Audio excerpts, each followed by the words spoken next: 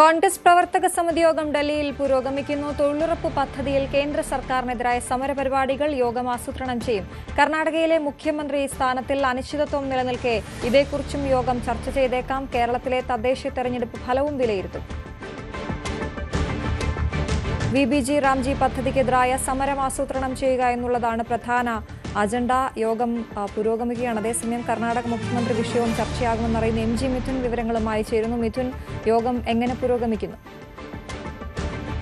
അശ്വതി, വിവിധ വിഷയങ്ങളാണ് ഇന്ന് കോൺഗ്രസ് പ്രവർത്തക സമിതി യോഗത്തിന്റെ മുഖ്യ അജണ്ടയായിട്ട് വന്നിരിക്കുന്നത്. അതിൽ ഏറ്റവും പ്രധാനപ്പെട്ട കാര്യമെന്ന് പറയുന്നത് മഹാത്മാഗാന്ധി തൊഴിലുറപ്പ് പദ്ധതിയുമായി ബന്ധപ്പെട്ടുള്ള തുടർ പ്രക്ഷോഭങ്ങൾ. അത് VBG റാംജി എന്ന രീതിയിൽ പേര് മാറ്റി കേന്ദ്ര സർക്കാർ അതിൻ്റെ ഒരു ബില്ല് പാർലമെന്റിൽ പാസ്സാക്കിയെടുത്തിരുന്നു. അതിനെതിരെ തുടർ പ്രക്ഷോഭങ്ങളിലേക്ക് കടക്കാനുള്ളൊരു തീരുമാനം. എല്ലാ സംസ്ഥാനങ്ങൾ കേന്ദ്രീകരിച്ചും ശക്തമായ പ്രതിഷേധങ്ങൾക്ക് കൂപ്പുകൂട്ടാൻ തന്നെയാണ് കോൺഗ്രസ് പ്രവർത്തക സമിതിയുടെ തീരുമാനമെന്നാണ് നമുക്ക് മനസ്സിലാക്കാൻ സാധിക്കുന്നത്. ഒപ്പം തന്നെ ഇതിലൊരു രാജ്യവ്യാപകമായിട്ടുള്ള പ്രക്ഷോഭം സംഘടിപ്പിക്കാൻ ഒരുങ്ങുന്നു. അതിൻ്റെ ഭാഗമായി വിവിധ സംസ്ഥാനങ്ങളിൽ റാലികൾ ഉൾപ്പെടെയുള്ള നടത്താനുള്ള ഒരു തീരുമാനത്തിലേക്ക് കോൺഗ്രസ് നേതൃത്വം കടക്കുന്നു എന്നുള്ളത് തന്നെയാണ് നമുക്ക് മനസ്സിലാക്കാൻ സാധിക്കുന്നത്. ഇന്ത്യ സഖ്യത്തിലെ മറ്റു പാർട്ടികളെ കൂടി ഉൾപ്പെടുത്തിക്കൊണ്ട് ഒരു വലിയ പ്രക്ഷോഭം സംഘടിപ്പിക്കാനാണ് തീരുമാനമെന്നാണ് അറിയാൻ കഴിയുന്നത്. മറ്റൊന്ന് കർണാടകയിലെ വിഷയമാണ്. കർണാടകയിലെ മുഖ്യമന്ത്രി സ്ഥാനത്തെ ചൊല്ലി DK ശിവകുമാറും സിദ്ധരാമയ്യയുമായി നടക്കുന്ന പോര് അത് രൂക്ഷമായി തുടരുകയാണ്. ഇരുവരെയും ഡൽഹി വിളിപ്പിച്ച് ഒരു